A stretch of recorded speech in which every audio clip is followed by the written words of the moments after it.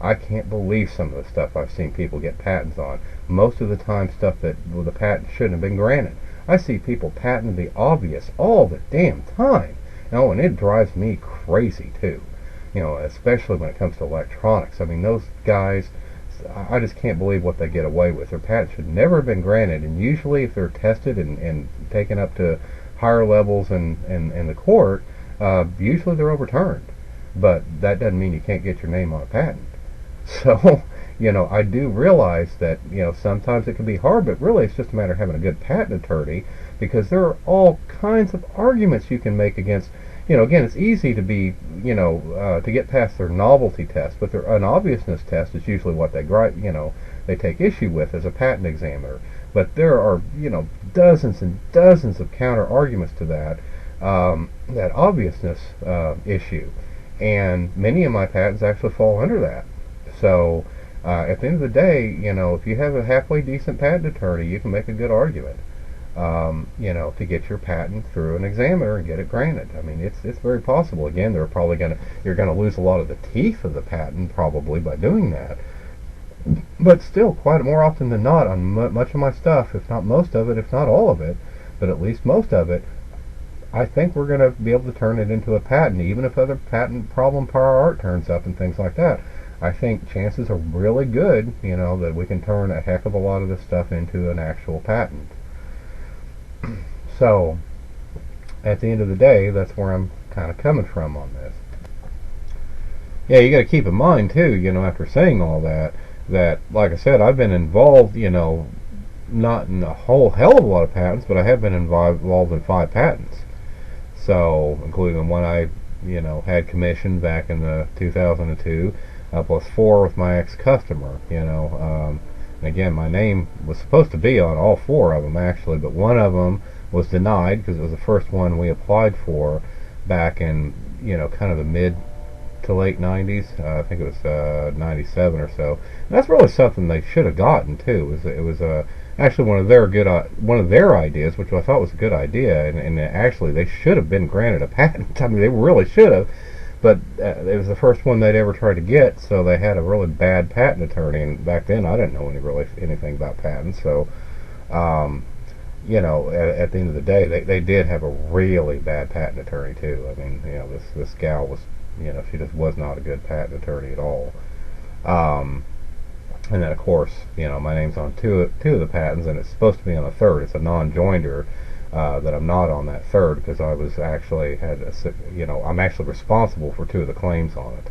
So my name should be on it. I just can't prove it. But the fact of the matter is that I do have some experience with patents myself.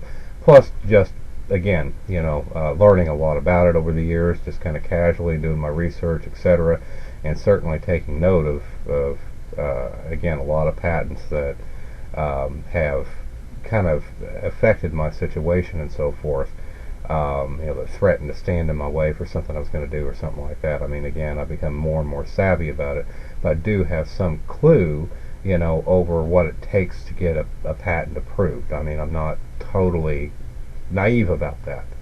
And when I say I can make that, inventor's list of, certainly top 100, I'm telling you I can do that. I can say that with 100% confidence. So, now where I can end up on it, is subject to speculation.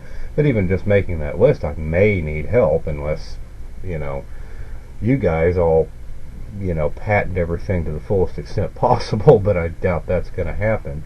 But the fact of the matter is that, still, it's something I know with a little bit of help, I could definitely make that list. No, 0% doubt.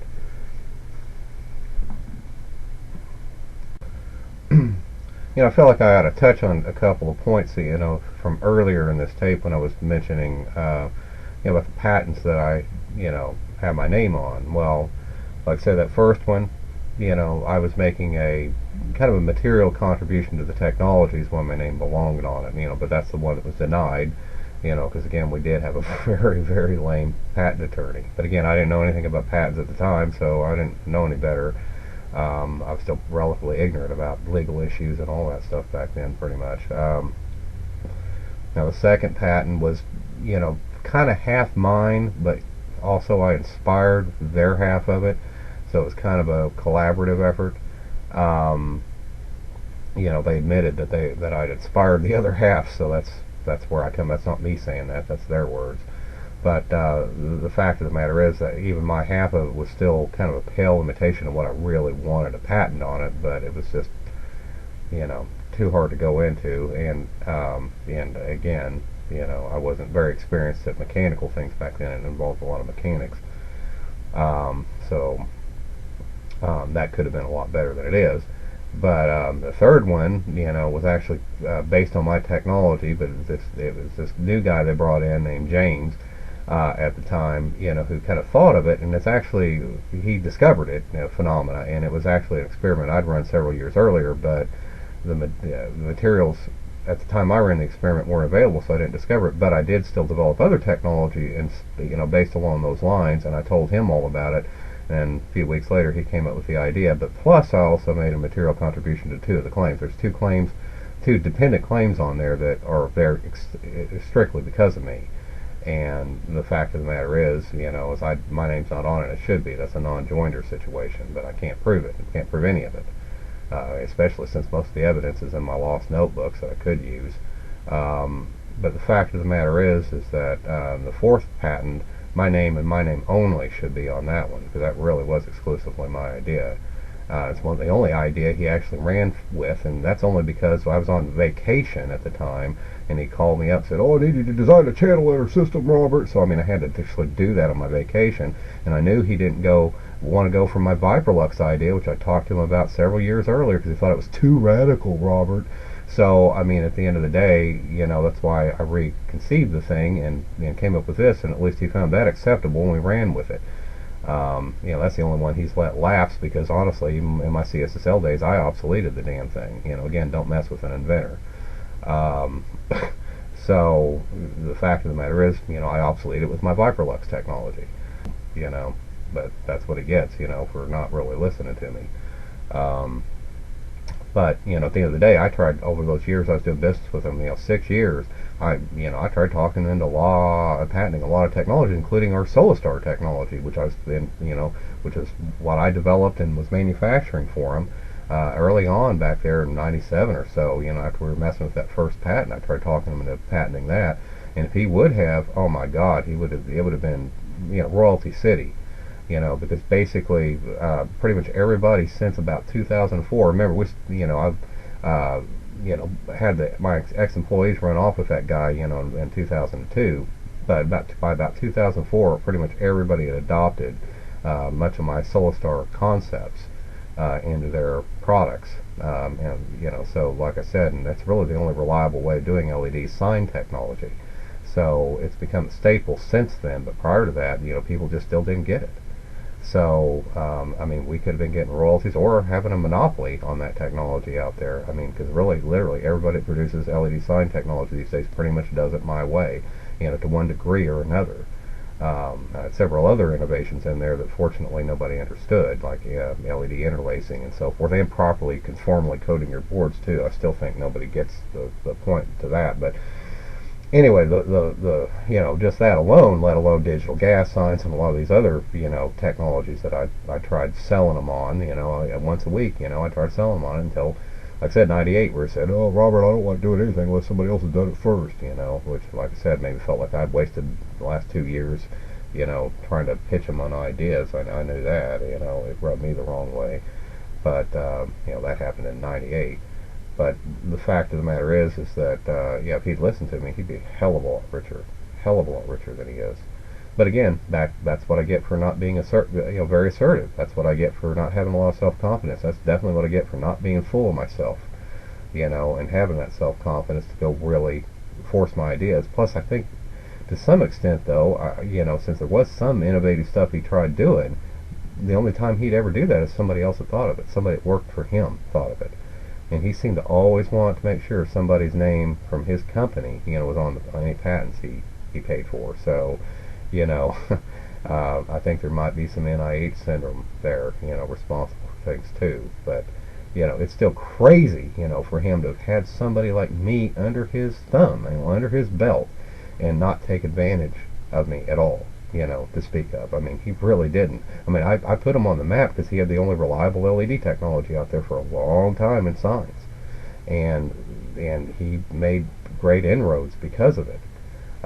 That's what really, honestly, put him on the map. I mean, otherwise he would have gone out of business because of all the warranty replacements that he had to do on that technology. He had to replace pretty much everything he had out in the field with my technology within the first year or two of me doing business with him, because he'd only been out there like a year before. But yeah, he had all those warranties come up against him because his stuff was all failing. And he had several other companies trying to develop it too, and their stuff wasn't any better. So, I mean, at the end of the day, you may think LED technology is simple, but again, like I said in other tapes, there's 20 fatal mistakes you can make in it, and none of them are obvious. So, but at the end of the day, it's not just that, it's all the other innovative products. Pretty much everything almost everything I had in my catalog, a lot of that stuff I actually invented back then, conceptually, and could never get them to listen to me on it. And a lot of my Johnny Appleseed technology the same way. I mean, he could have had his hands on all that back then. That's when I conceived of most of it, is in those 6 years, those first 6 years. And he just never listened to me on anything. So, but then again, he really was pretty much a copycat. I mean, because every other week, every time I'd walk into his office, every other week, he'd throw a product to me he wanted me to copy. Hey, Robert, why don't you quote me on this? Every other week he was giving me something he wanted to quote on, that somebody else was doing. He was very interested in doing that, but he still hardly ever, almost never ran with any of that stuff either, which wasted an unbelievable amount of my time. Because to do a quote on something like that, I mean, it's minimum 50 hours worth of work. So it's like I said, that went on for the better part of almost the entire 6 years. So, especially for the first 3 or 4 years of it, man, I mean, it was unbelievable. And of course, I don't get paid for any of that. So, again, the only money I ever made, from them out of a good 10 or 12,000 hours of billable time is about $4,000 in setup fees. That's about all I made from him. So, for all the work I did, it was unfrickin' believable.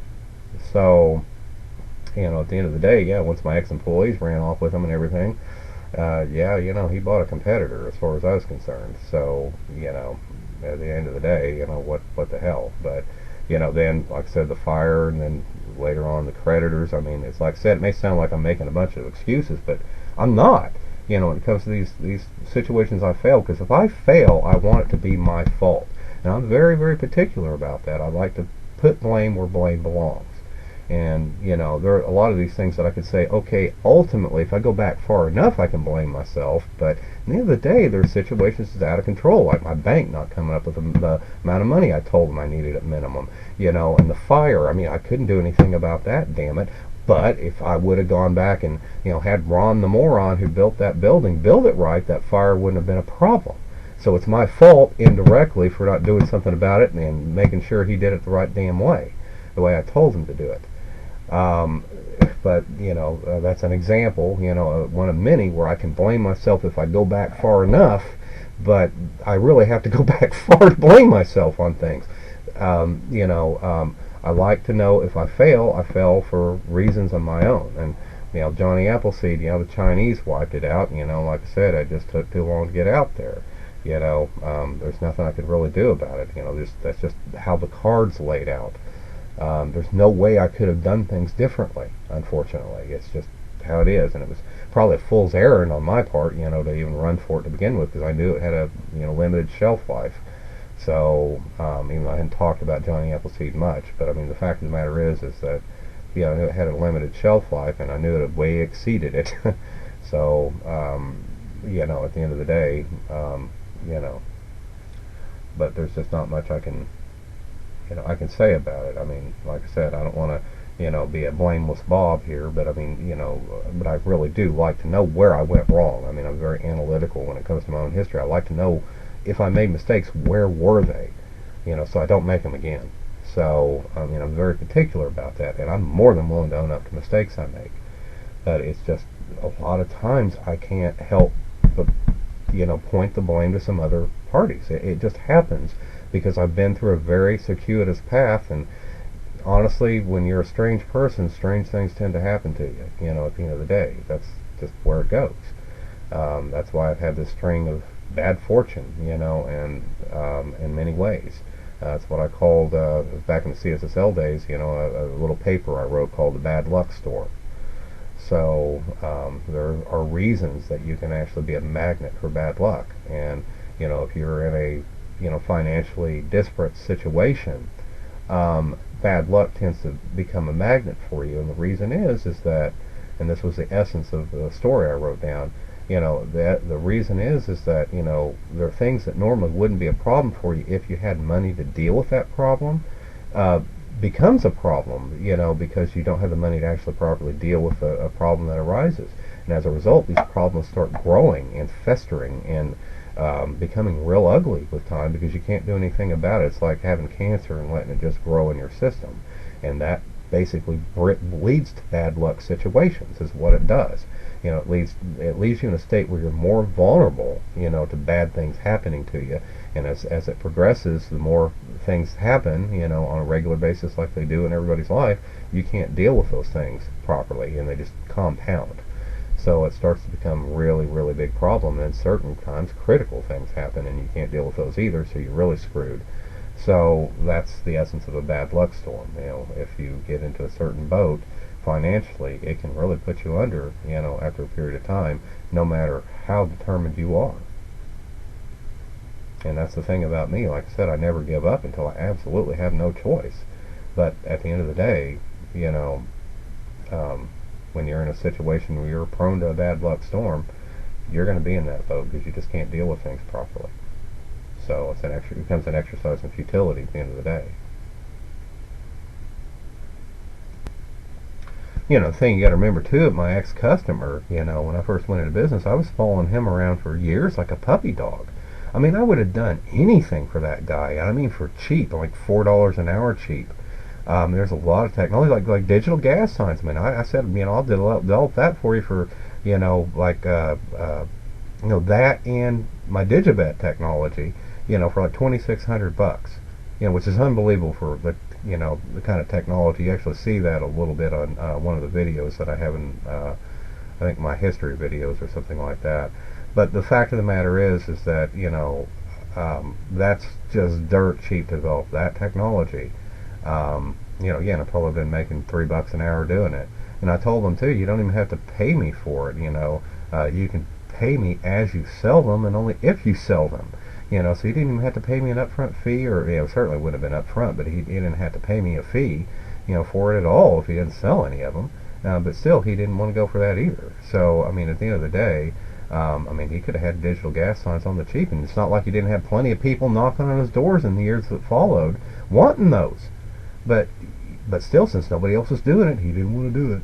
So, and he had his foot already in the door of one of the biggest, you know, gas station chain companies in the U.S. So he did. You know, it's one of his biggest customers. I mean, he could have actually gotten them sold on that quite readily. You know, he had a ready-made market. He already had his foot in the door. I mean, it was crazy. He wouldn't go for that. But, you know, at the end of the day, that's, you know, what happened. So, but it just, you know, like I said, I would have done just about anything for that guy early on. I mean, I really, you know, was, but like I said, that's what I get for being so meek and so, you know, weak and not assertive, you know. So that's why I'm not like that anymore. That never got me anywhere. It got me 6 years of being ignored. So, anyway. And just in case you're curious, you know, I mentioned this document, the Bad Luck Storm. If you look in your bonus materials, I actually included it in there. The first part of it, most of it actually, you know, reads kind of like almost like a diary. It's almost like a bullet-pointed diary of the events that happened. It's actually a really surprising record. I mean, I'm glad I remembered that. I mean, I doubt that you'd be interested in reading it, but it is kind of interesting because it actually tells, in a nutshell, exactly point by point, date by date, you know, kind of what happened back in the CSSL days and what led into that, and then, into the fire and then beyond the fire a little bit. And in fact, I authored that document back at the very first of 2005, back when I was still in the process of trying to become a sign company. It's before the Workswell days had begun. But at any rate, I just included it just in case you're curious to some extent. So anyway,